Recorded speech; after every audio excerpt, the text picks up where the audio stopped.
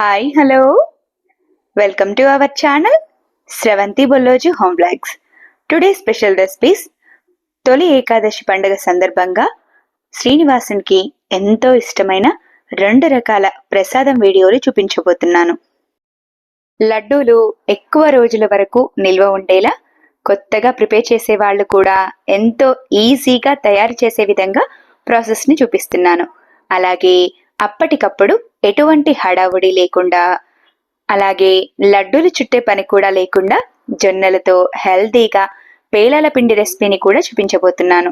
మరి ఇంకెందుకు ఆలస్యం, సింపుల్గా టేస్టీగా 2 రకాల ప్రసాదాలను ఎలా తయారు చేయాలో చూసేద్దామా? ముందుగా జొన్నలను నానబెట్టడం కోసం బౌల్ని తీసుకొని అందులో 1 కప్పు వరకు జొన్నలను వేయండి. జొన్నలలో 2 రకాలు ఉంటాయి, తెల్ల జొన్నలు, పచ్చ జొన్నలు. మీరు ఏ జొన్నలనైనా తీసుకోవచ్చు. ఇలా తీసుకున్న జొన్నలను ఒకసారి శుభ్రంగా కడిగి వాటర్ని ఒంపేసి మళ్ళీ జొన్నలు మునిగేంత వరకు వాటర్ని పోసి బౌల్పై మూతను పెట్టి అరగంట పాటు పక్కన పెట్టండి. జొన్నలు 30 నిమిషాల వరకు చక్కగా నానిన తర్వాత జొన్నలని ఉడికించుకోవడం కోసం బౌల్ని తీసుకొని అందులో నానబెట్టిన జొన్నలను వాటర్తో సహా వేసి బౌల్పై మూతను పెట్టి జొన్నలు 1 పొంగు వచ్చేంత వరకు స్టవ్ని హై ఫ్లేమ్లో ఉంచి ఉడికించండి. జొన్నలను ఎక్కువగా ఉడికించాల్సిన అవసరం లేదు. ఇలా వాటర్ కాస్త మసులుతూ ఉన్నప్పుడు స్టవ్ ఆఫ్ చేసేయండి. మరొక బౌల్లో స్ట్రైనర్ను పెట్టుకొని ఉడికించిన జొన్నలను స్ట్రైనర్లో వేయండి. ఇలా వేయడం ద్వారా జొన్నలలోని ఎక్స్ట్రా వాటర్ అంతా బౌల్లోకి వచ్చేస్తుంది. ఇలా స్ట్రైనర్లో వేసిన జొన్నలను కాటన్ క్లాత్ పై వేసి ఫ్యాన్ గాలికి కానీ ఎండలో పెట్టి కానీ 1 గంట సేపు ఆరనివ్వండి. జొన్నలలోని తడి మొత్తం ఆరిపోయిన తర్వాత స్టవ్ వెలిగించి కాస్త వెడల్పుగా మందంగా ఉన్న ప్యాన్ను పెట్టుకొని అందులో ముందుగానే కడిగి తీసుకున్న జొన్నలను కొద్ది కొద్దిగా వేసుకుంటూ 5 నిమిషాల వరకు లో ఫ్లేమ్లో ఫ్రై చేయండి. జొన్నలు చక్కగా ఫ్రై అయి కాస్త చిటపటలాడుతూ ఉన్నప్పుడు బౌల్పై మూతని మొత్తంగా పెట్టేయకుండా కొద్దిగా గ్యాప్ వచ్చేలా పెట్టండి. ఇలా పెట్టడం ద్వారా బౌల్లో ఆవిరి పడకుండా ఉంటుంది. బౌల్పై మూత పెట్టిన తర్వాత స్టవ్ని మీడియం ఫ్లేమ్లోకి టర్న్ చేసుకొని అలాగే వదిలేయండి. మధ్య మధ్యలో మూతను తీసి కలుపుతూ ఉండండి. జొన్నలు మొత్తంగా ఫ్రై అవ్వవు, సగం మాత్రమే అయి సగం అలాగే ఉండిపోతాయి. కానీ జొన్నలను ఫ్రై చేసి తీసుకుంటున్నాం కాబట్టి పేలాల పిండి టేస్టీగానే ఉంటుంది. ఇలా రెడీ అయిన జొన్న పేలాలను బౌల్లోకి వేసుకొని మిగిలిన జొన్నలను కూడా ఇదే విధంగా ఫ్రై చేసుకొని బౌల్లోకి తీసుకోండి. ఇలా తీసుకున్న జొన్నలను పూర్తిగా చల్లారేంత వరకు పక్కన పెట్టండి. జొన్నలు పూర్తిగా చల్లారిన తర్వాత జొన్నలు తీసుకున్న కప్పుతోటి 1/2 కప్పు వరకు సన్నగా చాప్ చేసిన బెల్లం తురుమును తీసుకోండి. పేలాలను గ్రైండ్ చేయడం కోసం మిక్సీ జార్ని తీసుకొని అందులో ముందుగానే ఫ్రై చేసి పెట్టిన జొన్న పేలాలను వేయండి. అలాగే ముందుగానే కట్ చేసి తీసుకున్న బెల్లం తరుగు, 3 ఇలాచీలను వేసి మెత్తని పౌడర్లా గ్రైండ్ చేసుకోండి. ఇదే విధంగా మిగిలి ఉన్న జొన్న పేలాలను బెల్లాన్ని కొద్ది కొద్దిగా వేసుకుంటూ మెత్తని పౌడర్లా గ్రైండ్ చేసుకోండి. ఇలా గ్రైండ్ చేసుకున్న పిండిని బౌల్లో స్ట్రైనర్ను పెట్టి అందులో పోసి జల్లించండి. ఇలా జల్లించడం వలన గ్రైండ్ అవ్వని బెల్లం ముక్కలు ఏమైనా ఉంటే అవి జల్లిలోకి వచ్చేస్తాయి. అంతే, ఎంతో ఈజీగా చేసుకునే తొలి ఏకాదశి ప్రసాదం జొన్న పేలాల పిండి రెడీ. సింపుల్గా టేస్టీగా అప్పటికప్పుడు జొన్న పేలాల పిండిని ఎలా తయారు చేసుకోవాలో చూశారు కదూ. తర్వాత నెల రోజుల పాటు నిల్వ ఉండి, అలాగే కొత్తగా లడ్డూని ప్రిపేర్ చేసే వాళ్ళకు కూడా అర్థమయ్యేలా సింపుల్ ప్రాసెస్లో లడ్డూలను ఎలా తయారు చేయాలో చూసేద్దామా? లడ్డూని ప్రిపేర్ చేయడం కోసం ముందుగా రైస్ని తీసుకోండి. ఈ రైస్ని గ్రామ్స్ వైజ్గా చెప్పాలంటే 1500 గ్రామ్స్ వరకు, అంటే కేజీన్నర వరకు ఉంటాయి. ఇలా తీసుకున్న రైస్ను ఫ్రై చేయడం కోసం స్టవ్ వెలిగించి కళాయిని పెట్టుకొని ముందుగానే తీసుకున్న రైస్ను కొద్ది కొద్దిగా వేసుకుంటూ రైస్ లైట్ గోల్డెన్ కలర్ వచ్చేంత వరకు స్టవ్ని మీడియం ఫ్లేమ్లో ఉంచి కలుపుతూ ఫ్రై చేయండి. రైస్ చక్కగా ఫ్రై అయితేనే లడ్డు పాడవకుండా నెల రోజుల పాటు నిల్వ ఉంటుంది. రైస్ ఇలా లైట్ గోల్డెన్ కలర్ రాగానే బౌల్లోకి తీసుకోండి. ఇదే విధంగా మీరు తీసుకున్న రైస్ మొత్తాన్ని ఫ్రై చేసుకొని బౌల్లో వేసి పెట్టండి. ఇలా ఫ్రై చేసి తీసుకున్న రైస్ను కాస్త వెడల్పుగా ఉన్న వేరువేరు బౌల్లోకి వేసుకొని పూర్తిగా చల్లారేంత వరకు పక్కన పెట్టండి. రైస్ను ఇలా 2 బౌళ్లలో వేయడం ద్వారా త్వరగా చల్లారిపోతాయి.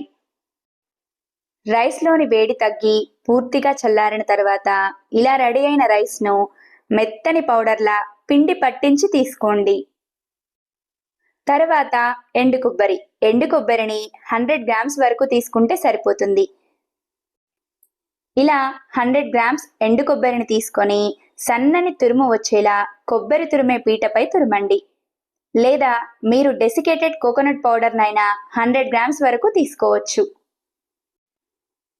తర్వాత బెల్లం. కేజీన్నర రైస్కి కేజీ బెల్లాన్ని తీసుకుంటే స్వీట్ పర్ఫెక్ట్గా సరిపోతుంది. ఇలా తీసుకున్న బెల్లం మొత్తాన్ని సన్నని తురుము వచ్చేలా కట్ చేసుకోండి.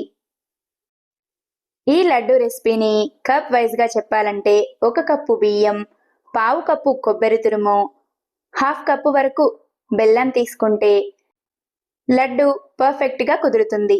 బెల్లం మొత్తాన్ని సన్నని తురుములా కట్ చేసుకున్న తర్వాత స్టవ్ వెలిగించి చిన్న కళాయిని పెట్టుకొని 2 టేబుల్ స్పూన్ల తెల్ల నువ్వులు, 2 టేబుల్ స్పూన్ల నల్ల నువ్వులను వేసి నువ్వులు కాస్త చిటపటలాడేంత వరకు కలుపుతూ ఫ్రై చేయండి.